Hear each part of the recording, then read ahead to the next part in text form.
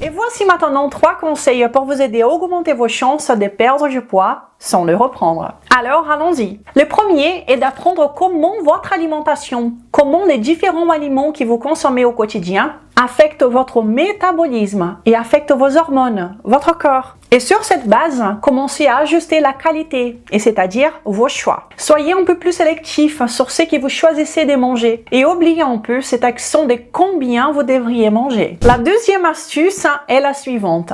Une intervention n'est pas un style de vie. Autrement dit, ce que vous faites pour perdre du poids ne devrait pas nécessairement être la même chose que vous faites pour le reste de votre vie. Et ça, c'est une erreur énorme. Quand vous commencez une méthode, un régime, eh bien, vous devriez savoir clairement ce que vous allez faire après que ce régime soit terminé. Si cela n'est pas clair pour vous, soyez très prudent. Vous pouvez perdre du poids, comme nous l'avons vu au début, en faisant n'importe quoi. Si vous mangez 100% de chocolat, vous allez perdre du poids. Si vous faites du low carb, de la cétogène, du vegan, du carnivore, si vous comptez les calories, si vous êtes tout le temps en déficit calorique, si vous faites des jeûnes, eh bien, vous pouvez maigrir à court terme. Parce que perdre du poids à court terme n'est pas si difficile.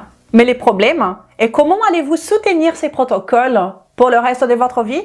Et c'est justement ça le problème. Car souvent, si vous soutenez ces interventions trop longtemps et vous les transformez en un style de vie, vous allez vous créer ces pièges dont je vous ai parlé. Et vous ne pourrez pas en sortir parce que ces types d'intervention, lorsqu'elle est prolongée plus que le nécessaire, commencent à générer des effets négatifs dans votre corps. Donc, pour ne pas tomber dans ces pièges, vous devez comprendre que tout processus de perte de poids, toute intervention, doit avoir un début, un milieu et une fin. Et cela doit être très clair pour vous. Généralement, vous entrez dans un protocole, un régime, une méthode, etc.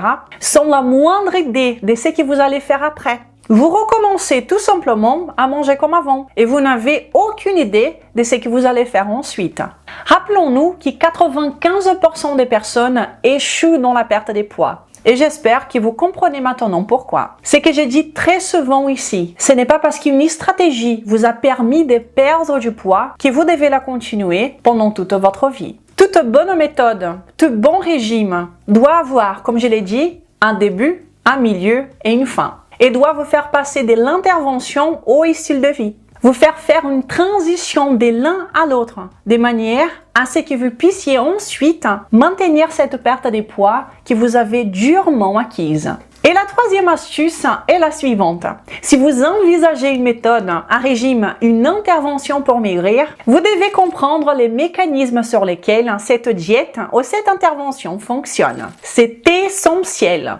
Quelle est la promesse? Quel est le mécanisme de fonctionnement que cette diète va utiliser pour résoudre les problèmes dans votre corps? Parce que, rappelez-vous, se concentrer simplement sur une diète qui force le corps à manger moins et vous force à brûler plus est une très mauvaise idée. C'est essentiellement ce que la plupart des gens tentent encore de faire. Bien que ce soit la méthode la plus testée de toute l'histoire des régimes, et cela dans le monde entier, c'est bien la méthode qui échoue le plus systématiquement. Et pourtant, nous continuons à essayer la même chose encore et encore. C'est de la folie. Laissez-moi vous montrer ce qui peut arriver quand vous faites attention à ces conseils et regardez les autres vidéos que je vous ai laissé suggérer ici. Eh bien, vous pourriez connaître des changements comme le cas de succès d'aujourd'hui. Dernière journée du défi déjà, j'ai officiellement perdu 9,1 kg. Merci à vous tous pour les encouragements. Bravo à toi Pierre, je suis très contente pour toi. Toutes mes félicitations. Mes amis, nous devons changer la façon dont nous voyons la perte des poids. En commençant par les conseils que je vous ai donnés ici aujourd'hui.